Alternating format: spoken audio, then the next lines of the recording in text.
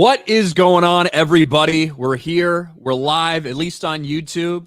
Rumble doesn't want to cooperate, so I hate when that happens. We'll check that, but everything should be fine. But we'll double check Rumble and maybe reset this. But we are here, and because Alabama played a game, Jeremy is also joining us. Football season, baby. Football season's back. The only sport that actually matters in the entire world, worldwide. Football matters. Football matters worldwide. Internationally, you look it up, everybody loves football. So the NFL is back. But yeah, I'm happy to be here. I've been told football is the most popular sport in the world. That's what I didn't check and see whether that was American football or not, but it really doesn't matter. You the mentioned only thing that matters football. is my perspective. That's right. And football is the only thing that matters. And even worldwide, they love football. So that's all that matters. Listen, I looked it up on the internet, and that's all that matters.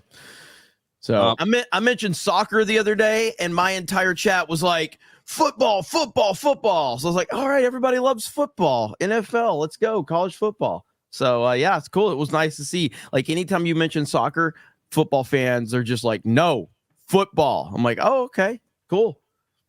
So, no big deal. Based. Even though Ronaldo has like 50 million subscribers on YouTube after like a week, which is stupid. That is crazy, dude. 50 million subscribers in a week.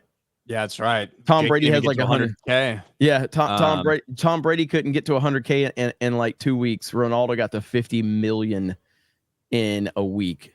Absolutely insane. Are you getting Rumble fixed? Yeah, I'm figuring it out. I mean, I don't know if it's. I just reset it. We'll see if it works. But it's connected now. It's connected now. I'll keep an eye on it. Yeah, it should be good, but it might be on Rumble's side because what are you going to do some days? We're also joined by Fear the Beardo. What's up, Beardo? Nothing much, man. Watched a whole bunch of college football yesterday, and we got the MLB playoffs right around the corner. So it's one of the best times of the year for sports right now. It is, yeah. We've got September baseball, so coming down to the wire in baseball. We got football starting back up, and obviously WNBA in full swing. That's why I'm here. That's why I'm here. John Matrix from Black and White Sports. What's up, man? Not much. Didn't watch any college football. I was pretty much out of the house most of the morning and the early afternoon, and then I watched the Astros play, and we're on a roll again. We blew 2 games to the Phillies back-to-back last week on a road trip. That was horrific, but got our act back together now. And hey, all roads, if you want to go to the World Series, you're going to have to go through the Astros and AL. So back in business. There you go. Yeah, I mean, Astros got off to a rough start this year, but they have really, really gotten hot, which is great. So at least great for the Astros. And with no trash cans to be heard. That's the rumor anyway. No buzzers. No buzzers. Jose Altuve. Speaking of, Altuve hit a walk-off double the other night because the Astros actually blew a 2-0 lead going into the 9th, and then he got up to the plate and hit a 2-run double walk-off to win the game in the 9th inning. Dude is just so clutch, man. He made sure to keep his jersey on because his nipples are small. That's right. He's embarrassed. He got a new tattoo. He didn't want his wife to see it. His wife doesn't want him to show his chest. All these things, right? I'm sure it was nothing to do with the buzzer or cheating. It was just all about that. So, hey Ryan, it looks like Sports Wars still in the yeah. I know. I'm just letting you know. I'm trying to get it fixed, but I've done everything I can. Okay. Usually, when that happens with us, it doesn't work out. You have to shut down the whole stream, even on YouTube, and redo it. Yeah, it's a nightmare. Fucking Rumble, man. Yeah, we'll see what happens. It should be good. I think it finally kicked in. Kicked in. Oh, really? Sometimes it kicks in. All right, we're finally good over on Rumble. Not my fault. Did it, Ryan. Didn't do it. You did it, Ryan. You fixed the live stream. You answered every question. That's whenever I get done with super chats on Covercast, the chat's like, "You did it, Jeremy. You answered every super chat." Good Ryan Biden. But we do. Obviously, we had college football week 0. Were you going to say Colin Kaepernick? Were you say Colin Kaepernick for a minute? You sound like you said Colin. I said college football week 0. It's great to have Jeremy back. We had college football kind of week 0 last week where we saw Georgia Tech upset Florida State. Florida State went undefeated last season and thought they deserved a shot, and then ended up losing in Ireland to Georgia Tech. But now we're finally kicked in to college football week 1 for real this time. And most of the matchups, let's face it, fucking nobody cares. You're playing like these cupcake teams that don't matter. It's basically just preseason for a lot of these games. There are a few matchups, though, that were not that way. Georgia and Clemson. We thought that maybe that'd be an okay game. Clemson the shit kicked out of him by Georgia. Fuck Dabo Swinney. He deserves it. He's a piece of shit. So I'm glad to see Clemson absolutely get knocked off the national radar. They deserve it. I hate Dabo Swinney. I've always hated him. It was always speculated that he would become the Alabama coach after Nick Saban retired. Thank God that didn't happen. Or I would have just started wearing a Florida Gators hat at that point. Because fuck him. So I'm glad that they're knocked out of the national picture, and I don't think Clemson's going to recover. Well, the problem is they're not knocked out of the national picture because college football is going to be very different this year. Yeah. When you have 12 teams making the playoff, a team like Clemson can take this loss and they could still go on and win the ACC. They could still make it in there. Like conference championships for Big Ten and SEC aren't going to fucking matter this year. College football is going to be drastically different. But yeah, Georgia came out like they wanted to send a message, and they beat the shit out of Clemson. Mm-hmm. Well, it was pretty close in the first half, right? It was 6-0 for a while, and then after halftime, then Georgia just kind of ran away with it. Yeah, and then you had a couple top 25 matchups, and one of those was Notre Dame, who I despise with every breath I take. Notre Dame did go down to College Station, beat Texas A&M. So that's a really solid win for Notre Dame. That's already going in ranked in the top 10.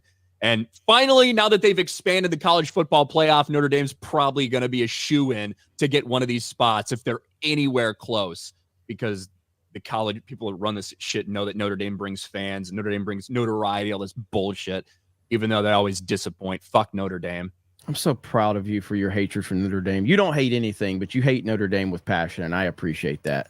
I despise Notre Dame. I grew up 45 minutes from the Notre Dame campus. I hate them. I fucking hate them. I've always hated them from a perception that they were always highly ranked and highly touted every season, and they would never actually follow through. Almost, there's a couple seasons where they ultimately did play fairly well, but they were always overhyped and overranked every year by the sports media. Every single year, they go in overhyped. Yep.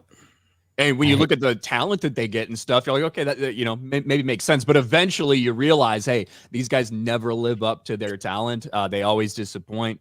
Fuck Notre Dame. Mm-hmm. But I agree. That's just the way it is. Didn't USC play last night? Today. Is it they today? Okay. Tonight, like it's 7 or 8 o'clock. Okay. Okay. LSU, USC in That's Vegas. Right. Yeah. And USC, where are they in the post-Williams era? Where are they at? Like, are they ranked in like the lower 20s? They're unranked. I'm almost positive they're unranked. Okay. No, 23. Sorry, 23. Okay. So they're scraping the bottom of the 25. So, yeah. Okay. So that'll be an interesting game. See how that one plays out. I anticipate LSU is probably going to wax them. So their quarterback is a junior, and he's had pretty much every reason to transfer under the Caleb Williams era over there at USC, but he stuck around and he played good because Caleb Williams didn't play in USC's bowl game last year, and he went out and balled out last year in USC's bowl game. So a lot of my USC fans are excited for the new quarterback this year. Thank God Caleb Williams didn't play. Wouldn't want to risk him getting injured because he is going to go on to be the best quarterback in the history of the Chicago Bears, which isn't necessarily Didn't take much. Bar. Still, we're looking at the first 4,000-yard passer in the history of the Chicago Bears franchise. They've been around for 100 years. It's going to happen for the first time with Caleb Williams. That's crazy to me that Jay Cutler never threw 4,000 yards. He had a couple, I think, high 3,000-yard seasons, but yeah. It's obviously a little different now, too. A 4,000-yard season 20 years ago was like something that was like notable. Yeah. Now, you only had like 2 guys doing for 4,000 yards 20 years ago. Hey, well, I have a similar prediction to make. Tua Tagovailoa will go down as the greatest quarterback in Dolphins history when it's all said and done. Not a very high bar. Are you fucking on crack? Yes, it's a joke. It's an absolute. It's an absolute. It better be. Joke. Dan Marino may want to have some words with you. We were looking at Dan Marino numbers. That second year he had in like insane. 84 or 80, whenever that was. Dude, those are insane numbers for the 80s. Yeah, those are today. Like it's insane numbers today. If he threw for that today, we'd be like, "Holy shit, what an incredible season!" He did that 7,000 yards and 70 touchdowns in today's game. Basically, I don't think people appreciate how great Dan Marino was, and it's all because he doesn't have a Super Bowl, so he doesn't get discussed in the like. He was he was the most talented QB ever. Yeah, he was a machine, dude. It was absolutely stupid how good he was. And yeah, you're Beardo right, Ryan. Beardo got that look on his face. He's the young one here. Dan Marino is the most talented QB ever. Talented quarterback ever. Talented. Pure quarterback. Quarterback. That's a stretch. You can make an argument. You can make an argument that Aaron Rodgers is the most talented because of his ability to escape and on the run. But if you're just talking about a pure pocket quarterback, I'm not sure you're going to be better. Talented quarterback ever. I'm not sure you're going to get a more pure pocket passer. That's also like always that. It's always people that never win like Super Bowls that get labeled that, right?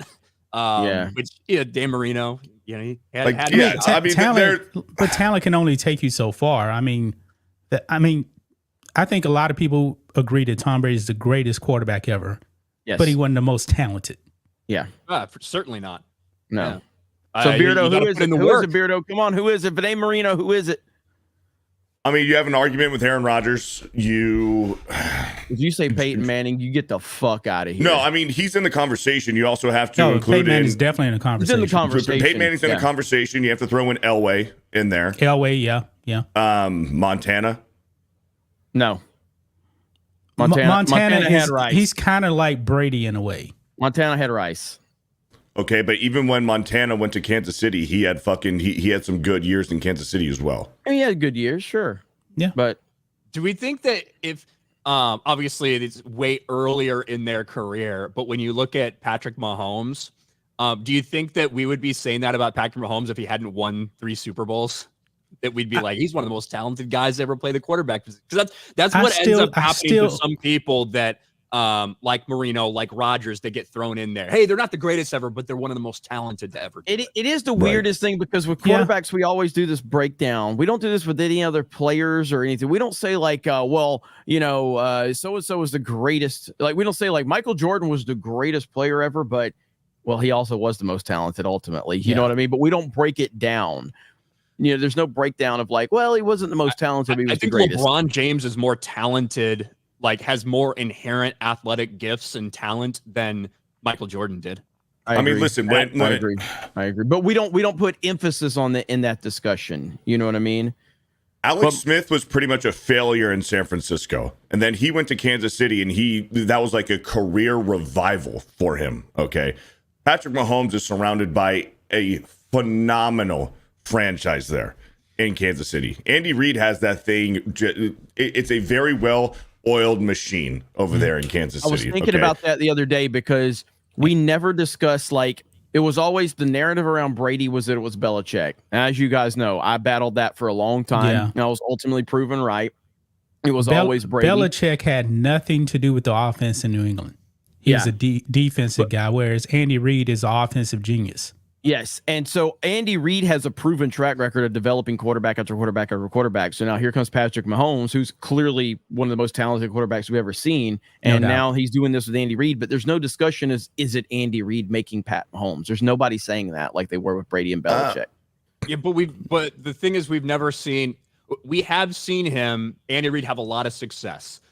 We've never seen him play the way Patrick Mahomes has played. He was a great coach way before Patrick Mahomes. Yeah, 100%. He did take Donovan that he had. You look at what he did to Michael Vick's that one season he had with Michael Vick. Alex Smith. But the thing is, like, even with Alex Smith, him reviving his career, there was never any shot that he was going to let Alex Smith continue to go and not use Mahomes. Because he knew like what he had in Mahomes. And And I would also say this. seeing what the Kansas City Chiefs have continued to do despite losing arguably the best wide receiver in the league, at least as a weapon, in Tyreek Hill, and they just kept humming. Yeah. You know, there are a lot of people that thought when that happened, when Tyreek Hill leaves and goes to the Dolphins, that things were going to change in Kansas City. And even last year, where you could barely name some of these receivers for the vast majority of the year, they still end up winning a Super Bowl. Yeah. And that team on the Chiefs on offense last year were not good. They only averaged 19, 20 points a game. They were not good on offense at all. They were, and they're the favorites to win it this year. His receivers were dropping passes everywhere. I remember that Christmas Day game.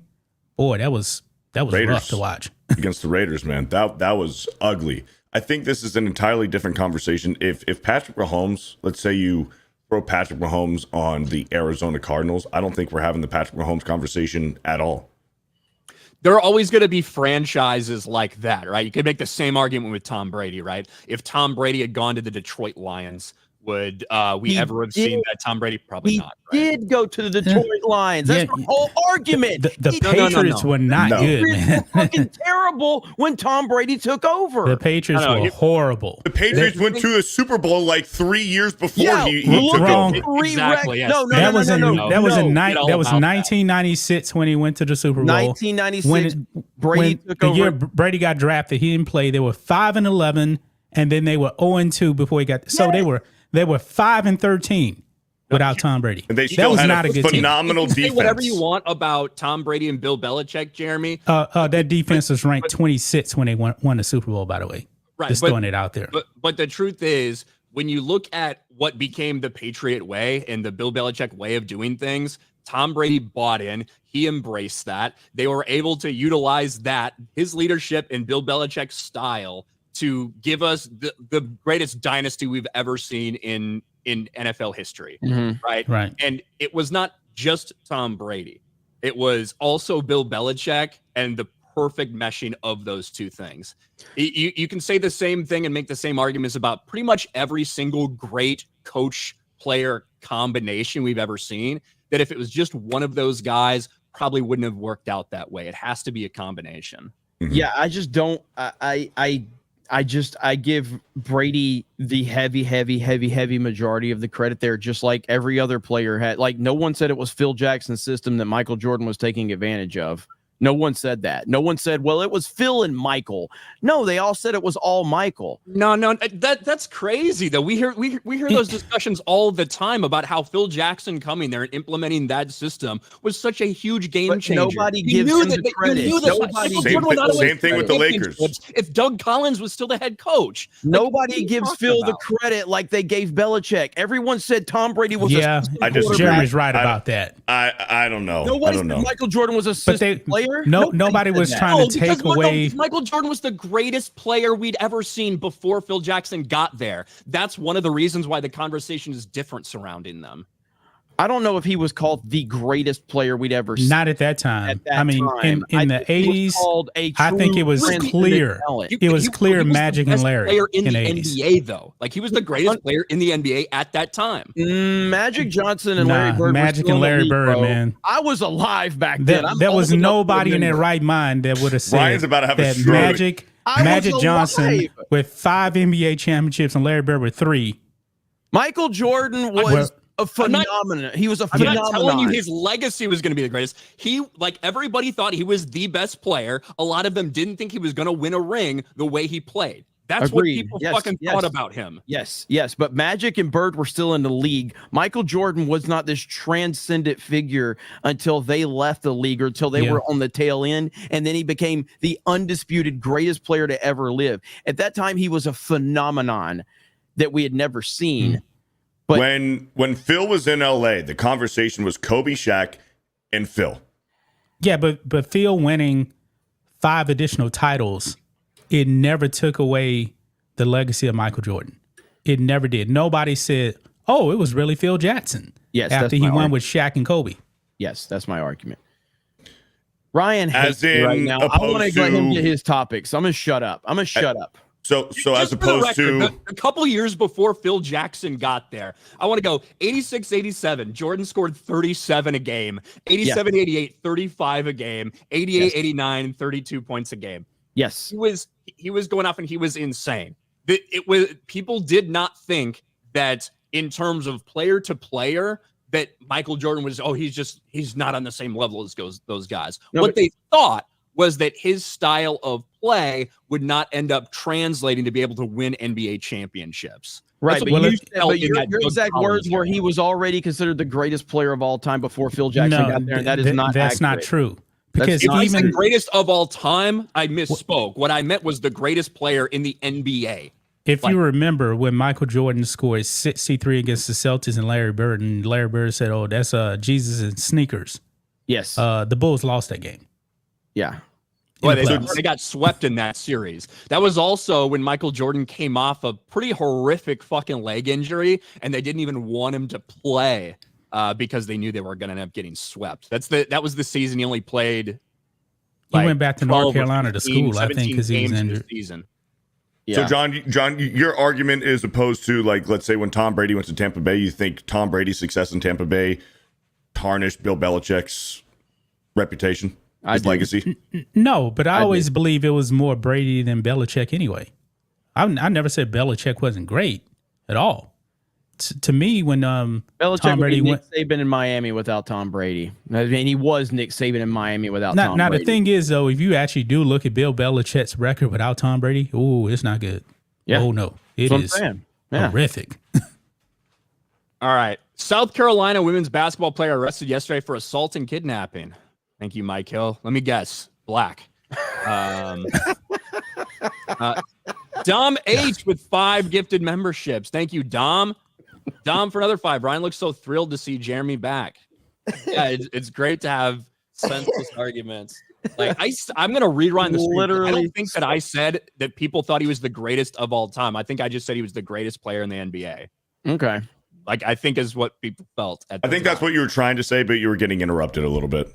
Yeah, well, ultimately, Bird and Magic are still in the league. And so while Michael Jordan was this unbelievable, most exciting thing we've ever seen, and he was taking the media by storm, Magic and Bird were still the kind of the old standard. They were considered still like the kings of the NBA. Yeah. I mean, Magic was something we never saw before either. Magic was insanely great. Yeah. I mean, I was a Jordan guy. So, I mean, I was a kid, just like be like Mike commercials. Like it was unbelievable how big of a star he was. But there was a perception that he was just this loose cannon that was going to score all these points, but he could never win the title. Blah, blah, blah, blah, blah. And then Phil Jackson came in and ensured that, he does win the title. But Phil Jackson never got credited like Bill Belichick was credited. It was like, he just basically came in and took what was already going to be great. Yeah, and it's true. That is true. Like it was Michael Jordan. And I think one of the reasons why people actually were pumping up Bill Belichick is probably because Tom Brady was the 6th round, 199 pick, whereas Michael Jordan was the number 3 pick, 3rd pick overall. And like I said, Jordan had already won an MVP before Phil Jackson got there.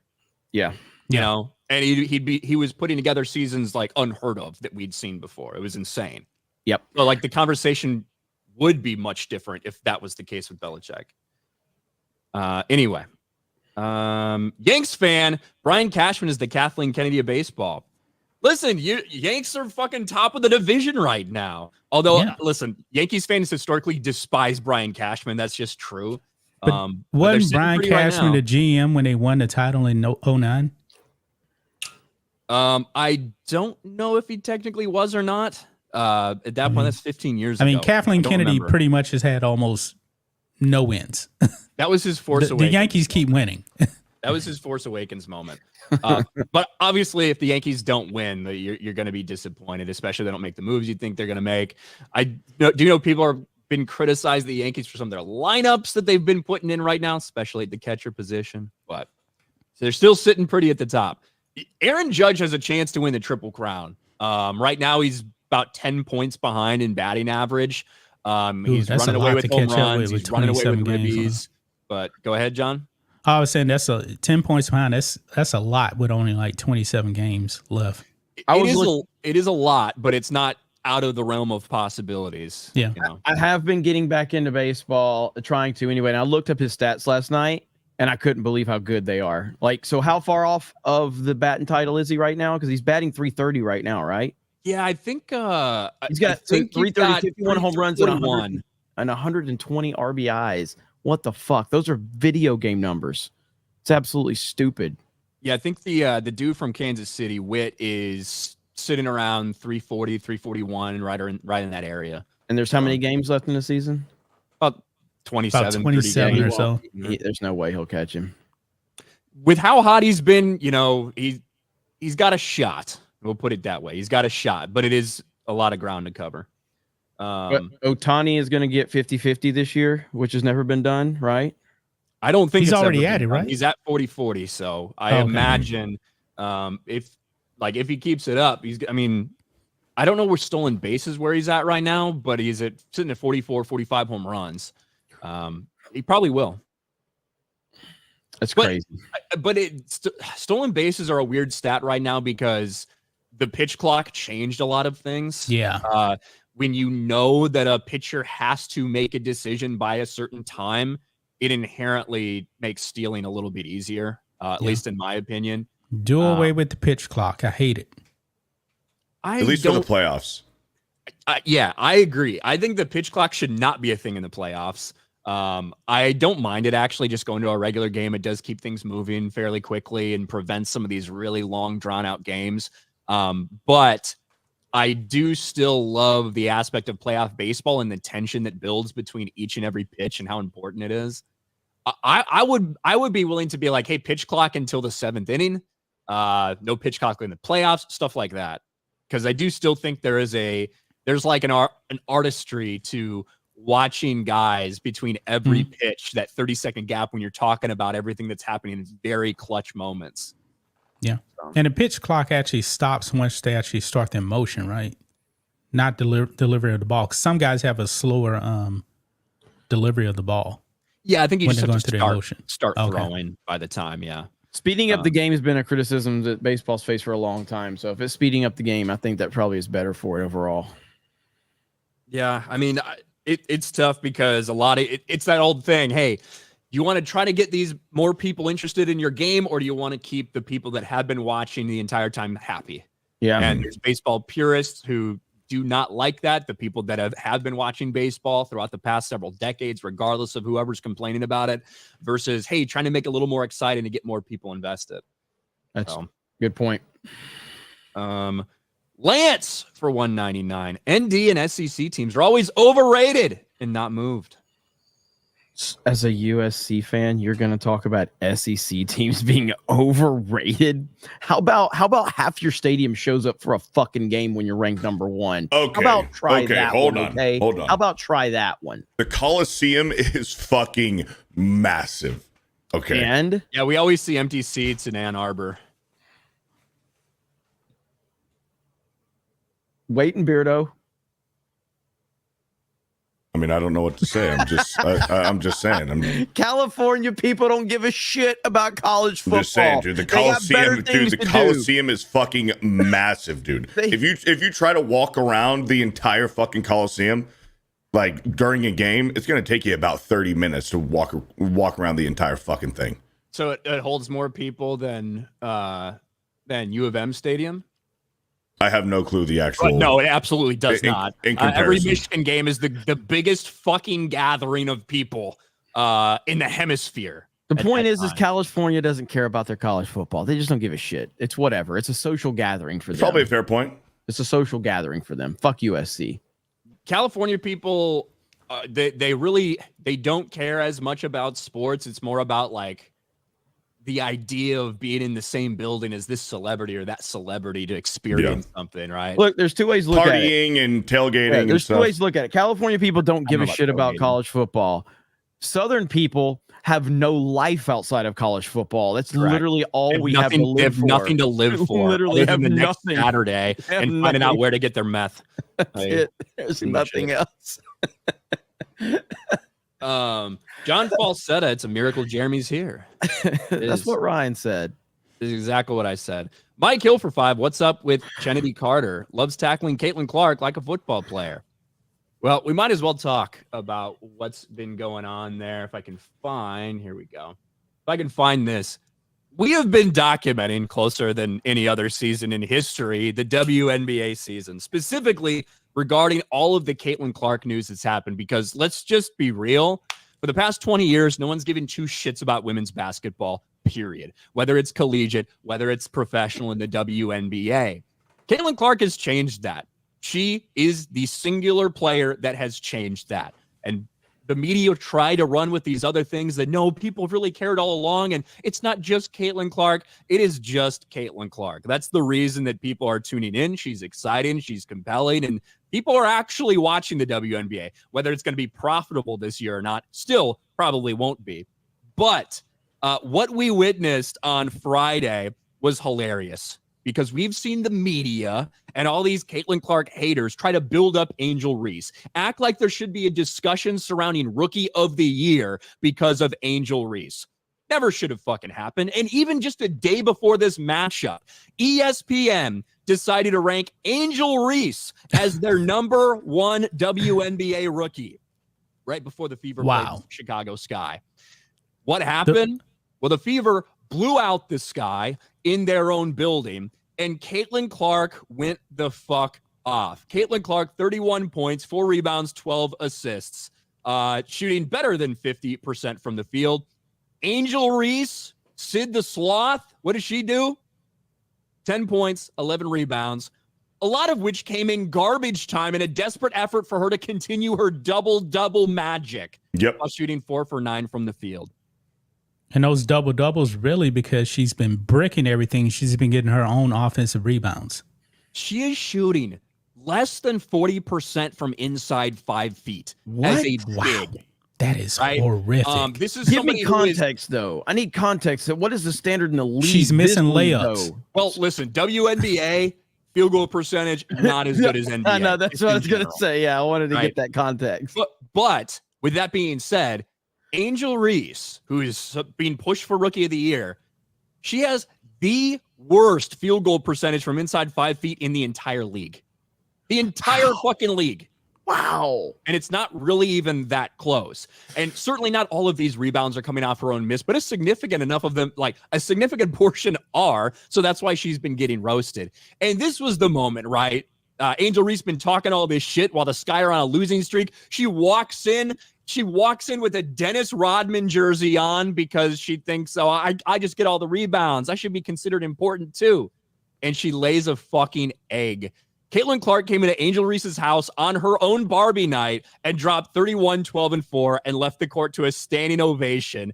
Shut the fuck up about the Rookie of the Year race and who's the better player. You clearly saw it tonight. That's not going to stop the WNBA from continuing to try to compare them, even after this fucking blowout and this domination. Betting websites have removed Rookie of the Year futures because they're not even going to offer any odds on anyone else because it's going to be Caitlin Clark.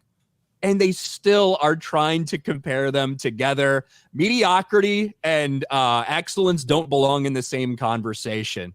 But this was the defining game, the defining moment. It's fucking over. And only the insane members of the woke media and race baiters are going to continue to try to push this. WNBA deserves this. They deserve this. This is the only way they've become relevant is over identity politics. This is it. And woke sports media trying to tear down a player that a lot of people actually like and that's making a difference, while also trying to elevate a player based on identity. They deserve this. They 100% deserve this. Nobody else going to chime in? I don't even know what the fuck's going on. I'm just trying to bullshit. Well, I mean, it's true, man. I don't pay attention to these bitches. I mean, I don't either. I don't fucking pay attention to this, but you're absolutely right. They have been trying their hardest to virtue signal and to try to make the WNBA relevant, and to much a failed attempt. Now they have Caitlin Clark in here, who came off a fantastic college basketball season right into the WNBA. They're getting more eyes, more numbers, more butts in the seats than ever, but yet they aren't capitalizing on it. They can't fucking stand her. They're crying racism and that she's an attractive white straight woman, and that's why alt-right wings are actually now paying attention to the WNBA. Yeah, maybe, probably that's why, but guess what? The numbers don't lie. You're selling more tickets. You're selling more jerseys. You're getting butts in the seat. But yet they can't help themselves because why? Because Caitlin Clark isn't black and gay. Are they actually translating to ticket sales that are better than the norm? Yeah, and it's significant. I think the cheapest ticket to go to see the Fever in the Sky was like $375. Wow. Like it is actually like Caitlin Clark is in demand. Now, in terms of the rest of the WNBA, I don't think they've seen too much trickle down and stuff, but wherever she goes, it is legitimately difficult to get tickets. She's filling stadiums. They're moving to different stadiums for games against the Fever because they wouldn't have enough seats like to meet that demand and where some of these people normally play. It has actually been impactful. Will that translate long term? Is it going to be enough to get the WNBA out of the hole it's been in because it literally has lost money every single year? Time will tell when it comes to that. Yeah, Jeremy. So I heard one of you, I can't remember, was it Beardo, said she's a straight white female. She don't look like a straight white female to me.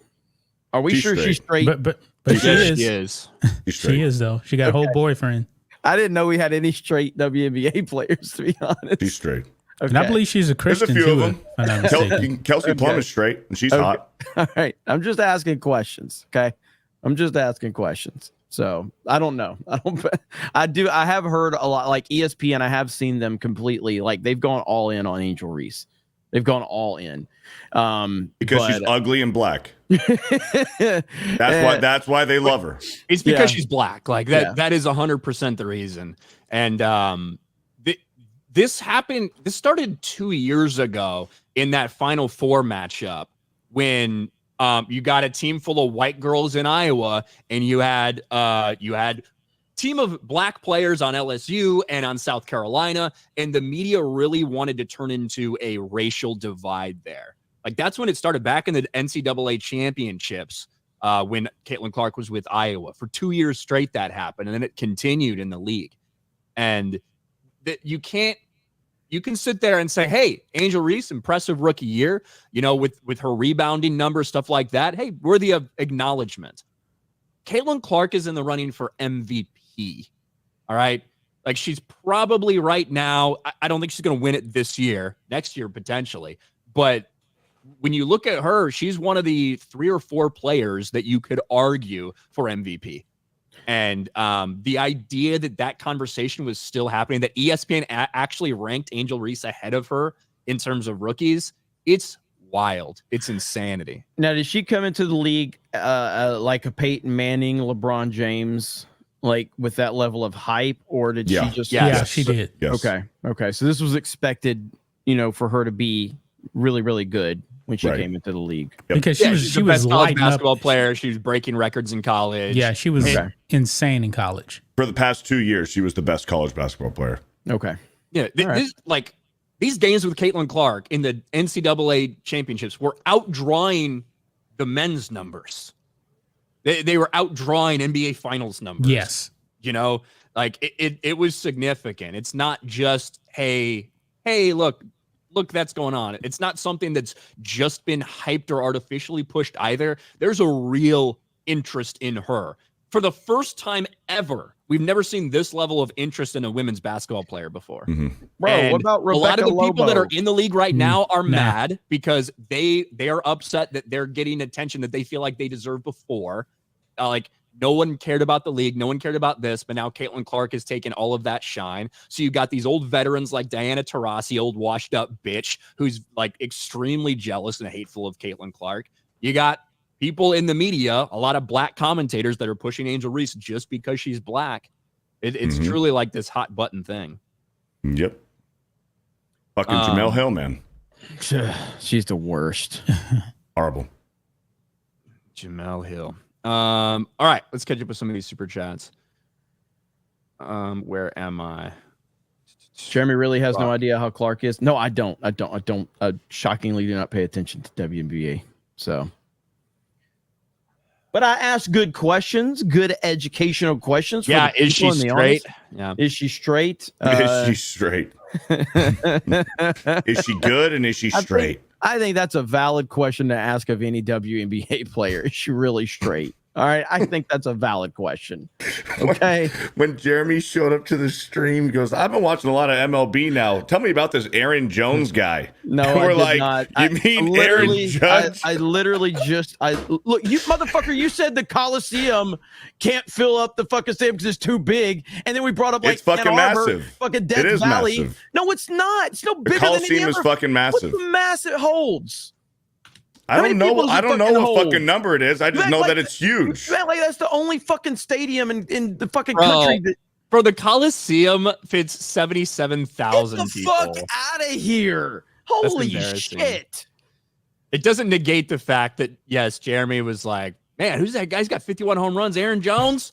Aaron Jones, that outfielder from the Yankees. Aaron Jones, he's pretty good, huh? That was just a misspeak. Literally just woke up, and he has got a pretty basic name. I can give you one name. Barry fucking Bonds is better than him. Okay, better than Aaron Judge, and he always will be. Fuck ESPN and anybody that denies Barry Bonds' greatness. Greatest baseball player of all time. Home run king. Get fucked. Steroids for life.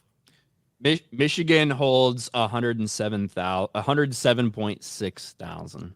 So yeah, 107,601. That's a lot of fucking people. Yeah. Ohio Stadium holds 102. Bro, like, come on. There's a lot of fucking stadiums that hold significantly more than the Coliseum. Fair point. Yeah. Anyway, what are your thoughts on Nebraska, GBR? I don't really have too many thoughts on Nebraska, to be honest. One college football team I did want to talk about, and that actually reminded me, is Colorado. Colorado beat North Dakota State by like 5 or 6 points or something like that. Bro, these people are acting like they just won the fucking NCAA championship and they beat an FCS team. Granted, like one of the best FCS teams that's out there consistently year after year, but still, the idea that the Colorado team acted that way, that they tweeted out, "Here's the biggest difference between Buffalo and Bison," like blah blah blah, all this shit. It is wild the amount of shit that Colorado will talk and not be able to back it up. This is a team that won 4 games last year, that was flying high at the beginning of the season, talking mad shit, and then got embarrassed down the stretch for Deion Sanders and his team. They got a lot of talent there, but we're already seeing the process start over again from what we saw last year. And it's all after beating a fucking FCS school. Yeah, what's going on with Deion and that reporter? Like he's like banning a reporter or something like that. Deion's being a bitch, to be honest with you. Yeah, it was a local CBS reporter, not CBS National, but Deion said, "I don't care. I ain't talking to you." Yeah, I don't know what's going on with Deion right now, man. Like I do. He's like, fucking in over his head. But he's not going to stop talking. So yeah, Deion Sanders is arguably one of the greatest pure athletes we've ever seen. Like, no doubt. There's no doubt about it. I think he's arguably the greatest defensive player maybe ever. I know Lawrence Taylor's in that conversation and some others. Ray Lewis was killing it on the field. He was definitely better than Ray Lewis. He was killing it on the field and off the field. Ray Lewis was killing it everywhere. But Deion was so feared when he was in the league. Point being is like Deion's always been like a showman, a larger than life personality, talks shit and all of that. So he comes there and he brings this whole different dynamic, and a lot of the players bought into it. And then the media tried to overhype Deion. And I remember last year when they were talking about the future of college football, and they were talking about that Deion has basically taken the reins from Nick Saban and he's the new standard for college football. There's a guy named Kirby fucking Smart that you might want to talk about. But they were like, he's changing college football. No, he's not. He's being Deion Sanders. Like, then that's fine. But what I mean by what's going on with him right now is like, he's too smart to get pulled into this bullshit with some reporter. And now he's made that reporter far more prominent than he ever would have been by highlighting it. And then the program released a statement saying that something to the effect that they weren't going to allow him to ask questions or engage or something like that in press conferences now with Deion. And I'm like, This is a bad look. It's a very bad look. It's a perfect storm, right? Like Deion has always kind of been that overconfident, arrogant asshole. That's who he's kind of always been as a player and now as a coach. The way he turned around Jackson State within a few years, and he's got 2 sons on his team, and they're surrounded by talent. And Travis Hunter is a freak of nature athlete. It's a perfect storm of everything going on with his reputation at Jackson State. He's got his kids on the team. He's this arrogant asshole, and it's just, and that's what we have right now. What Deion's going through with Colorado. So I'm looking at Colorado's schedule. They don't really have a tough schedule this year. They really don't have a tough schedule. They have Nebraska next week. Then they have Colorado State, Baylor, UCF, and then Kansas State's their first ranked team of the year at 18, Arizona number 21, and then Cincinnati, Texas Tech, number 12 Utah, number 22 Kansas, and number 17 Oklahoma State to finish out the season. So they don't really have a tough schedule. So if they don't kind of run the table, and they're not, but I'm just saying, like, when they lose 3 or 4 or 5 games this year, I don't know what the excuse is going to be for Deion. Racism. Yeah, that's pretty much what it's going to be. Yeah, but I think Colorado's going to have another kind of mediocre year. Well, Shador's going to be in the Heisman race. They're going to have Travis Hunter and Travis Hunter. They're both going to be in the Heisman race entire time. And he has done incredible things in Colorado in terms of bringing money, attention, interest, excitement, all of those things. But you do have to back it up. Now, this is just his first season there last year, but he turned over a lot. It's not like you're sitting there being like, oh, Deion was just left with somebody else's. No, he brought in a lot of guys that he wanted there, got rid of a lot of guys that were there, and they went, 4-8 or whatever that was. Obviously, things are different now. Pac-12 doesn't exist anymore. So, like, things are now different for Colorado just based on that alone. And now the pressure's kind of on. And Deion is going to talk, and Deion's going to fight with the media. But if you can't back that up, you just end up looking like a chump. And Deion can't do it alone. Deion can't go out there on the field and do this. It has to be the team that he has created and that he is in charge of managing. And I also don't know if it sets the best example for all these kids either. This is now why all these kids are out there acting like they just won the fucking Super Bowl when you beat an FCS school. Yeah. And that irritates people, bothers people. Same way they acted when they beat Colorado State. They should never have been in a competition with Colorado State last year. And they needed a fucking miracle to pull that off. Yep. And they acted like they had just fucking won the biggest thing in their lives. Yeah. And Shador's all iced out during the game. He's wearing a whole bunch of bling in his watch that's gold and diamonds on it and shit while he's playing. I will say, though, in the current landscape of college football, Deion Sanders, like, he's the right type of personality. He's got the right type of vibe with the transfer portal and the NIL and all that shit. Like, that is the type of personality that can excel in college football moving forward. Oh, he's making his players a lot of money. Oh yeah. And he can get talent there. Yeah, he can get talent there and everything like that. So I like Deion. I like the attitude he's brought. Like, I feel like there's a like, I remember when Lane Kiffin went to Tennessee all those years ago, and it just changed the game for Tennessee. They had a whole different kind of vibe to them. Lane Kiffin kind of changed that whole culture for a short period of time, but Deion has done that, and I like it. I like the attention. What I don't like is the overhype from the media, where they're acting like Deion Sanders is the standard at this point for college football. And then they overlook somebody like Kirby Smart, which was just the most disrespect I've ever seen. Well, that changed very quickly after the first couple of weeks. Yeah, 100%. Absolutely. And I do, since I haven't even mentioned it, Alabama yesterday. I haven't even talked about it because we got into an argument about football earlier. But I was not impressed. I was not impressed with Alabama yesterday. I know if you look on paper, 63-0. If you actually watch the game, Western Kentucky was horrible, like to a level that is hard to properly explain. Their quarterback play was unreal. Receivers were wide open for Alabama. I don't know what to think about Alabama. Kalen DeBoer is there. He's an offensive guy. Alabama has a lot of talent. I'm not really sure Milroe has really evolved. He seems like the same guy that he was last year. Kind of was expecting a little bit more out of him from an evolution standpoint. It doesn't seem like it's there. His reads are still off. I don't think much for Alabama's win yesterday. On paper, it looks great. In reality, if you watch the game, you could see Alabama getting fucking steamrolled by an actual real good team. I don't see them being a national contender this year. Now, again, with the college football playoff changing like it is, obviously they'll be in the playoffs. They'll be in the playoffs, but like I'm not sure Alabama. I have no idea what to think about Alabama after game one. I personally think that if they were on the field with Georgia, that team yesterday, I think Georgia would wax Alabama based on what I saw yesterday. I think Georgia would absolutely wax Alabama. So it was really hard to get a gauge on if they were actually good or not. So I'm looking forward to the Kalen DeBoer era, but it's tough that Nick Saban's not there anymore. But I was not overly blown away by it, even though the score, if you just look at the score, you're like, holy shit, Alabama. It really wasn't that great of a victory. It was more so Western Kentucky's bad, really fucking bad.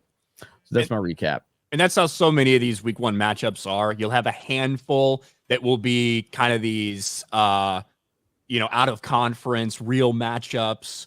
Like the Georgia and Clemson game and stuff. Like you'll have a handful of those in week one. For the most part, it's going to be people playing warm-up games effectively. Yeah. But we did get a super chat or a Rumble rant over on Rumble from Game On Show. What's up, bro? For 20.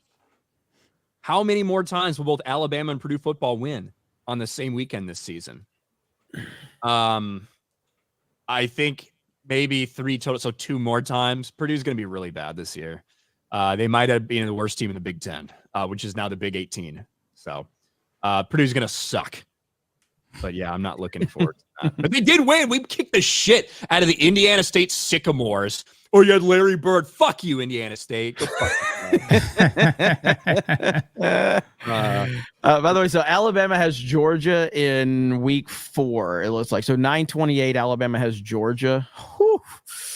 That's gonna be the true test. Is Wisconsin supposed to be decent this year? I mean, they're unranked, but is Wisconsin supposed to be anything this year? I think they're gonna be a Wisconsin team. They're gonna lose fucking 3 games, But they're gonna be, you're not going to want to necessarily play them, maybe, but I don't think they're going to be great. I guess that'll at least give so next week for Bama at South Florida, and then Wisconsin, and that's an early game. That's an 11 a.m. game, and then Georgia, and that's. I don't know, man. I'm not sure I'm going to know what Alabama is until maybe after the Wisconsin game. I'm not sure I'm going to know what Alabama is, but right now, as it stands, I think Georgia's going to beat the living shit out of Alabama. Probably. Obviously, like Big Ten is so completely different this year.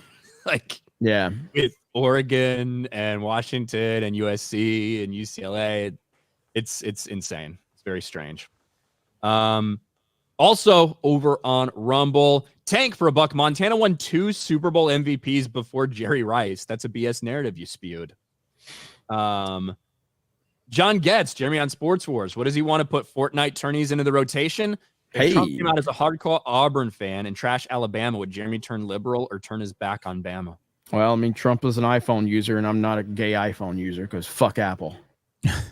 John Getz, Penn State holds 100,000 plus, and they sell that shit out with fields of tailgates in the middle of Pennsylvania. No excuse for LA fans.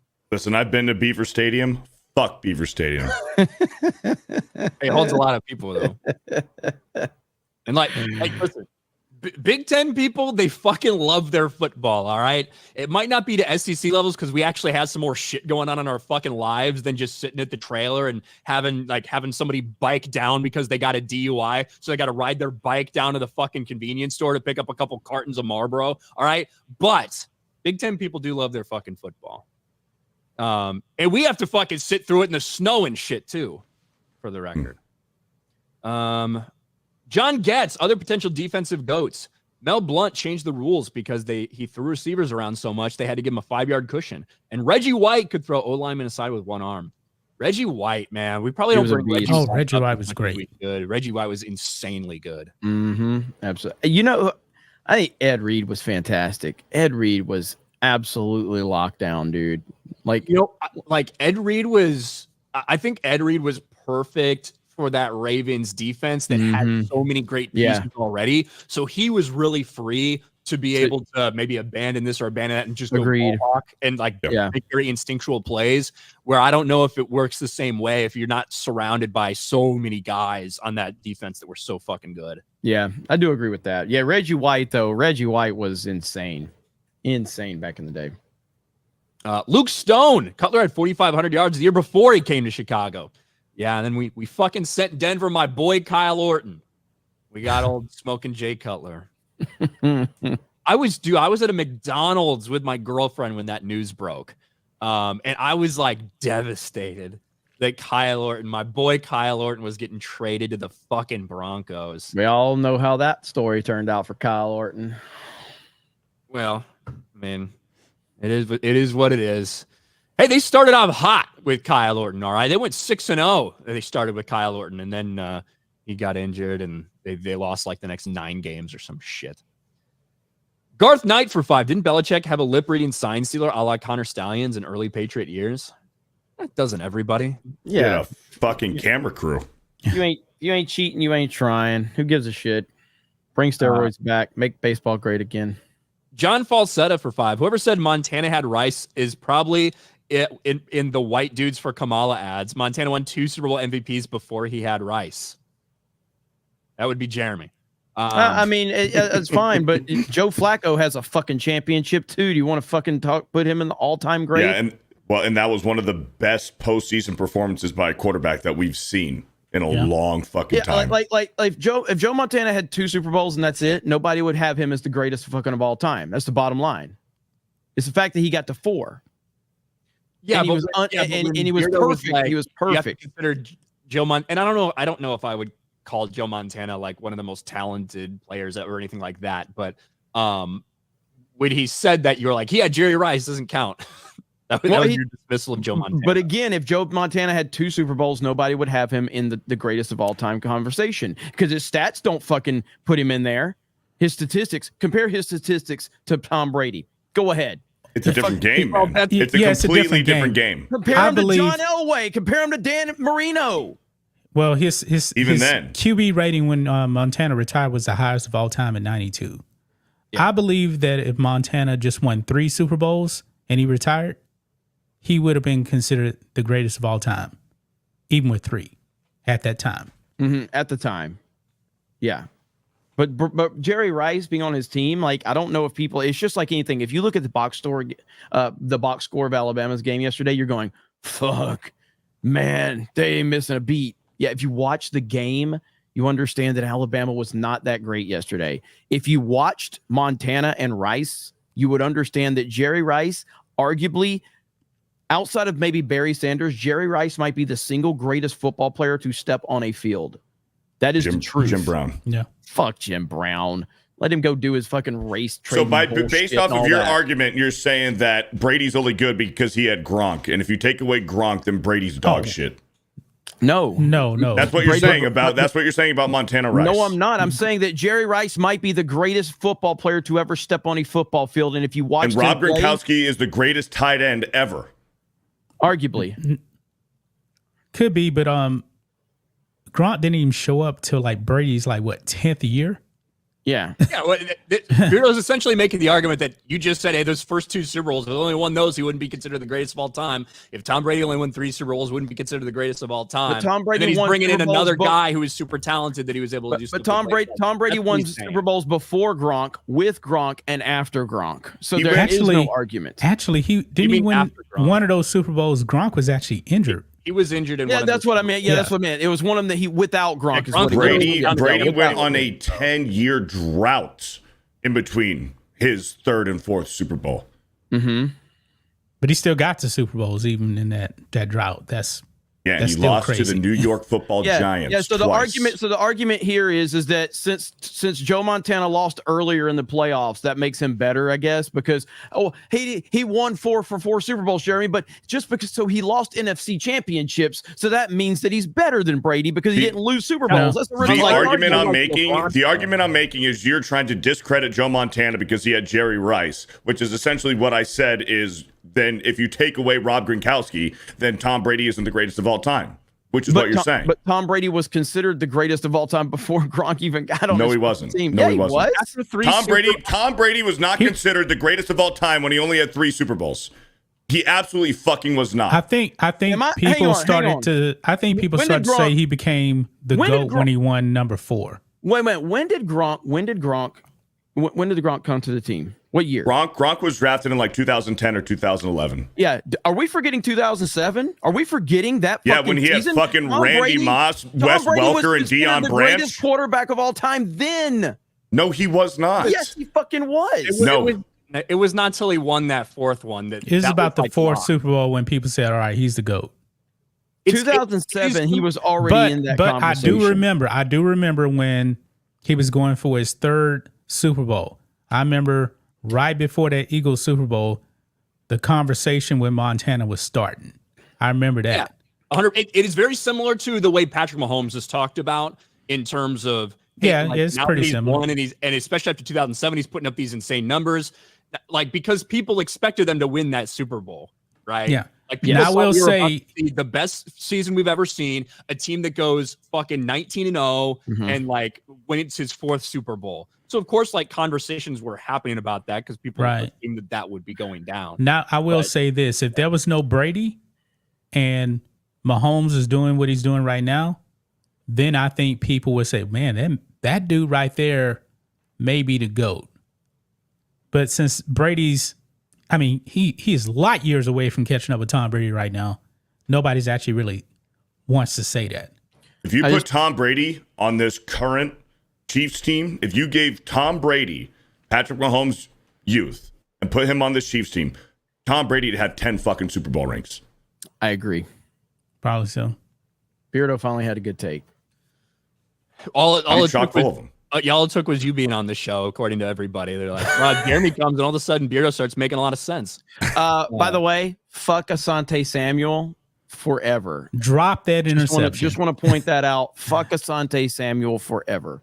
Wes Welker dropped that wide open pass in Tom Brady. That's what we're It here was to not do, a baby. perfect pass by Tom, but Wes Welker it hit him right in the hands. Yeah. I've always considered that to be a bad pass by Brady, to be fair. Man, if you look at it, it really wasn't that off. He should have He should have caught it. I guarantee you that Brady blames himself for not throwing that better. But also if it had been to somebody that wasn't Wes Welker, somebody that was like an average height for a receiver, could have been a different story as well. But that coverage by the Giants was blown. Yeah, he was wide the fuck open. Caught it. The expectation for a Wes Welker is you catch that fucking pass, 100%. Yeah. Mm-hmm. Yep. Lulu Blue for 20. I appreciate Jeremy bringing back the wars and sports wars in his first stream back. That's what we do. Garth Knight for 5. Aaron Judge could be up for Triple Crown in a televised last game of the season that will lose in ratings to a Jaguars-Cardinals game in Germany. That's crazy. Not wrong. Well, he doesn't get the hype like as a baseball normie at this point. Like Aaron Judge doesn't get the hype that somebody like Mike Trout. Mike Trout has been hyped for so long. Lot of hype. And I wasn't even following baseball, and I heard about Mike Trout and Bryce Harper. I heard about those two names a lot. Bryce Harper? Yeah. So, wow, what's funny about that?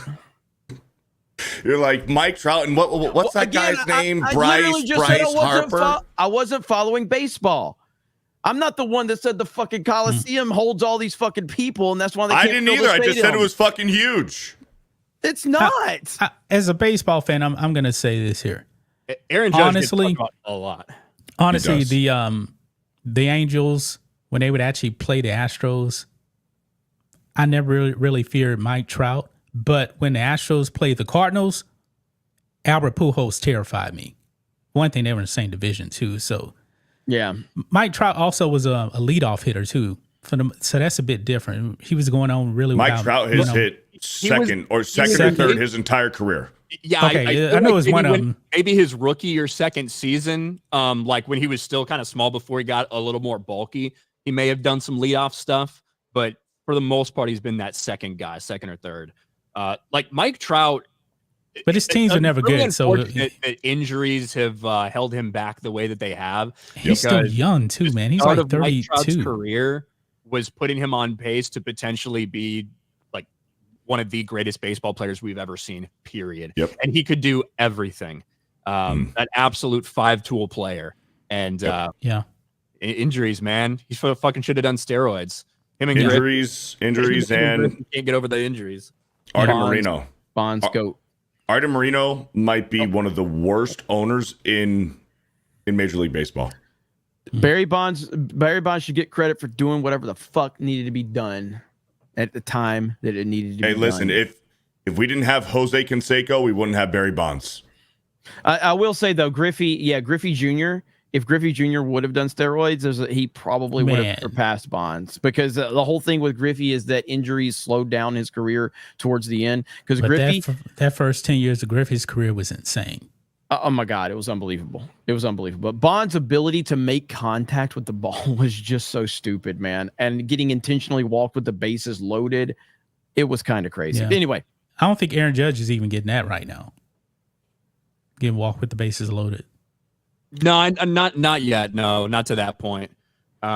He still strikes out a lot, and that's a bit difference. He is on a tear, though. Yeah, he is. He's on fire. He had like that 90-game stretch where he hit like fucking 45 home runs or 46, 47, something like that. But as an Astros fan, Aaron Judge doesn't really scare me because I've seen him play against the Astros, and he's hit a few home runs, but he struck out a lot too. Yeah, I mean, I wouldn't be scared as an Astros fan either if you're at home and you have trash cans that are telling you what the pitch is. Go again. You're worse than Beardo now. Makes it a little easier. Dean Age for 2, LA Coliseum capacity listed at 77.5. Yep. Chief Slinging Beef, you've not lived until you're high as fuck at Neyland Stadium. Thank you, Chief Slinging Beef. Texas versus Michigan next week. Hook 'em. Yeah, Michigan did not look particularly impressive against Fresno State this week. They ended up winning like 30-10, but they really didn't move the ball that well. Texas looked really good against a Colorado State team that gave Colorado problems last year. Texas, I think Texas is really looking forward to this matchup and this season, especially now that expanded playoffs, SEC, all this stuff. So big prove it year for Texas. I was really impressed with Texas yesterday. Mick Walsh for 2. Would love to see Beardo in an Astros hat. Buy me one. Get that Marlins hat. Get that Marlins hat back. That's the best hat you own. The Under Armour Gamer for 5. The WNBA being profitable is like the Bears being good. Doesn't happen. Hey, maybe this year. Caitlin Clark is only popular because she's white, just like Michael Jordan. We all know black basketball players just aren't popular. The Under Armour Gamer. Also, Ryan is gay, and I love him, her. Go Rams. Thunderstrike for 2. Hail to my fighting Irish, taking care of Texas A&M. Fuck Notre Dame. But yes, you guys won yesterday. Garth Knight, tough question for Jeremy. Who has higher percentage of muff divers, WNBA or women's college softball? I'm going to say women's college softball, to be fair. Yeah. Connor Akers for 5. Rudy Gobert should have won Defensive Player of the Year in 2020.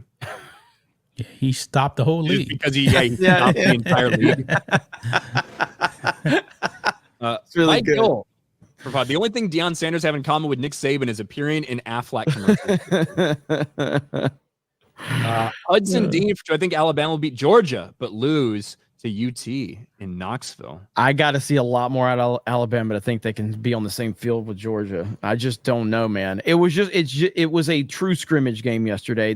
I really learned nothing about Alabama yesterday. I learned absolutely nothing. So Georgia yesterday, man, Carson Beck, I don't know what happened in the first half yesterday. I don't know if it was just rust, if he had the yips. I don't know what it was. He was struggling in the first half yesterday against Clemson. Notre Dame's D looked good last night. Said a bunch of gay dudes. Emilio with 10 memberships. Thank you, Emilio. Eric, Reggie took that move from Howie Long. Thank you. Garth Knight, I hate Aaron Rodgers with all my being, but he's probably the most skilled thrower of the football. He's in the conversation. Yeah, he is. Yeah, from like all different platforms and how accurate he's been throughout the course of his career. It's pretty tough to not say that. With how much Jeremy loves New England and cheating, you'd think he'd be a huge Democrat. How about that JA17 hate? Most overrated, but Dak ain't. Go Bills. Speaking of being a Democrat, I'm glad that you read headlines and don't do any research. Sounds like you're a Democrat because the Patriots cheated probably in the bottom half of the league compared to everybody else, but they won. So you're told by ESPN that they cheated more than anybody. The reality of it is they didn't cheat as much as everyone else. They were just better than everyone else. That's simple. They did get caught though. Just like the so did the fucking Falcons, and nobody gives a shit. Yeah, completely different type of cheating. Cheating's cheating. Piping in fake crowd noise is going to completely distract your whole fucking... To make your stadium a little bit louder compared to recording other teams' practices and play calls. Think other teams aren't recording? Do you really think I think other teams are, and that New England just got caught, right? Yes. But it's the difference in cheating that you're trying to make by pumping in crowd noise to make your stadium a little bit louder compared to filming. What you're comparing to filming practices is two completely different things. If you live in a fucking world that you think professional sports is all about following the rules and just staying within the lines, then I got a bridge to sell you. Like, get the fuck out of here. Everybody's cheating in sports at all times. All the time. They're always looking to get around the rules and break the rules and skirt the rules. That is the reality 100%. of professional, competitive, billion-dollar 100%. sports. Just look at the Houston Astros. But if you get caught, it does put different things into a certain context. If you get caught doing but the thing is, if you get caught and you're good, because all of these teams have been caught, they've all been fined. The Denver Broncos were like the most fined team in NFL history, and nobody talks about it. They were the biggest cheating team in NFL history because they weren't winning, so they didn't care. No, when they were winning with John Elway. So I'm talking about even later on, though. Guys are putting Crisco on their jerseys. There are better comparisons if you want to talk about cheating scandals than the Patriots and Spygate versus the Atlanta Falcons pumping in crowd noise, right? That's what I'm saying. Let's bring another Patriots thing, Deflategate, right? Which I think that got blown completely out of proportion. But that same season, the Chargers got caught rubbing stickum on balls on the sidelines.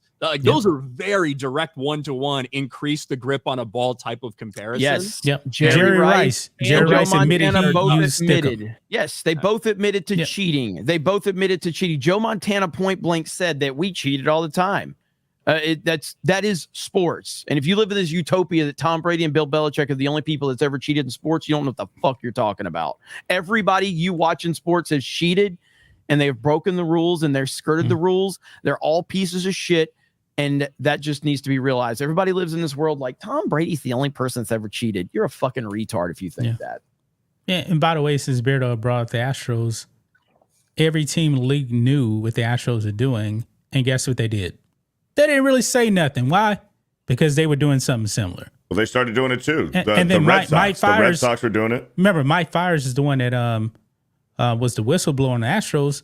He felt pretty comfortable saying it because he probably thinking, all right, nothing ain't going to happen. Everybody already knows. Well, he played for the Astros when they were doing it. Yeah. Yeah. And then Trevor Bauer came out there and said, yeah, I've known this for a while too. Yeah. And nobody said anything.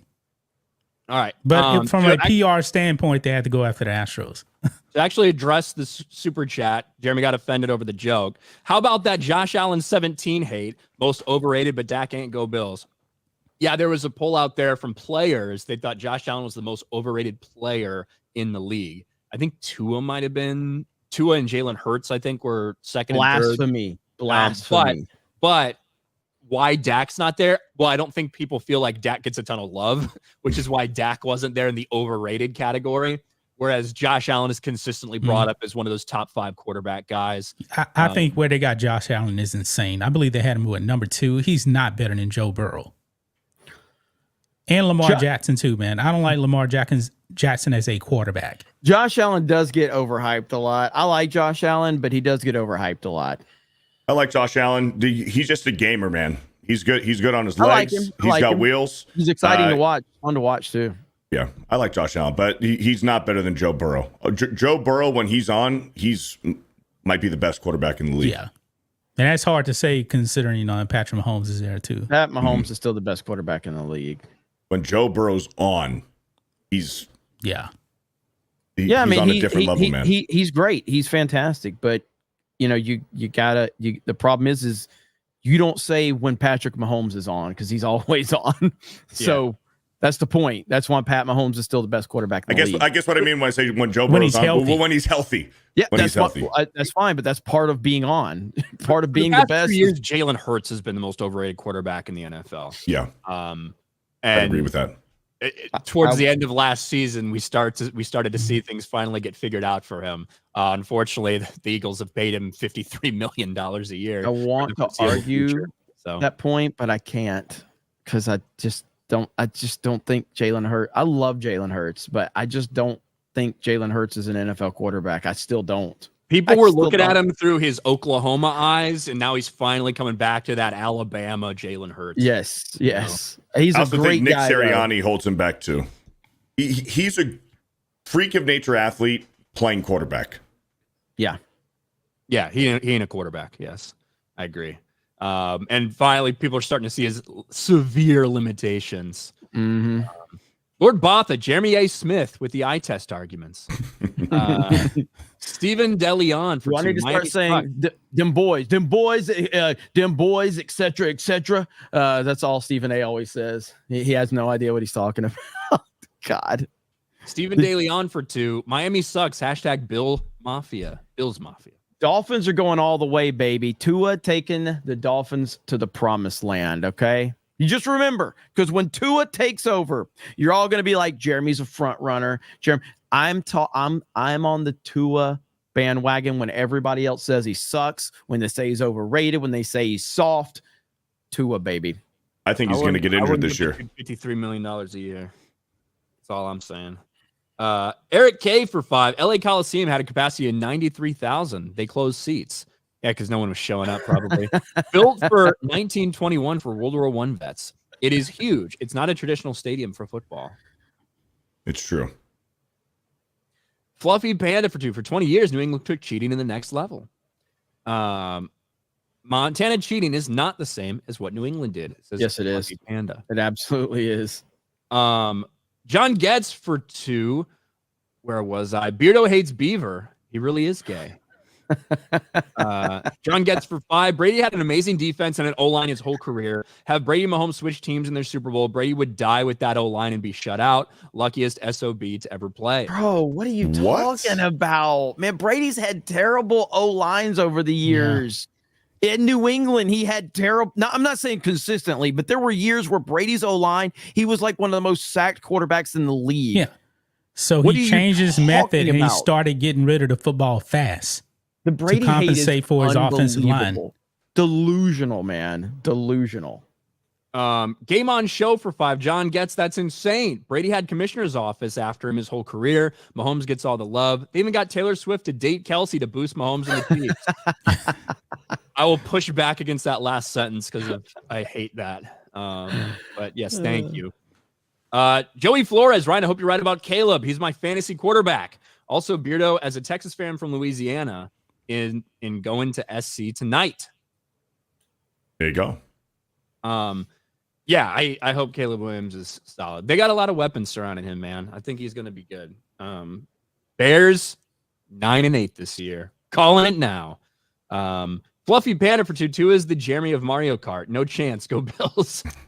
I did not plan to talk about all of this retarded shit for so long. We have one more thing that we have to talk about, because even if you're an NFL player, apparently San Francisco is just not a safe place. And unfortunately, rookie wide receiver Ricky Pearsall found that out the hard way in San Francisco. This was a wild story that broke last night, but I guess, do we expect anything different? Report, 49ers wide receiver Ricky Pearsall shot in robbery incident. And this was It was breaking news. We heard that he'd been shot and no one had any idea in terms of the status. Finally, we did get some information from the San Francisco 49ers. San Francisco 49ers wide receiver Ricky Pearsall was the victim of an attempted robbery and shooting this afternoon.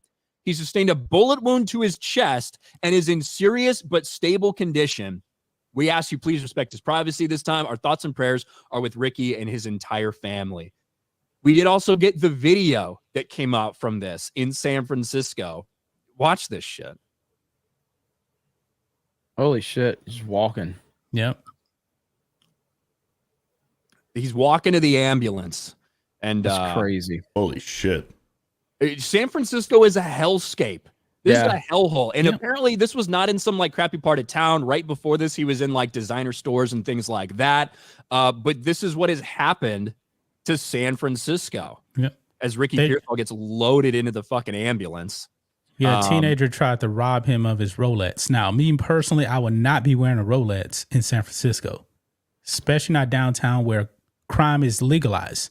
Legalized down there. Yeah. If you steal something under $900, we ain't gonna prosecute you. Yeah, I mean, it's Gavin Newsom state. It's a Democrat state. That's Kamala Harris's city.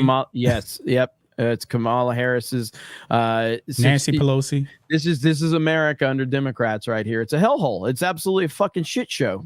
And sad because California's got like some of those beautiful scenery you'll ever see, but the politics have just absolutely ruined it.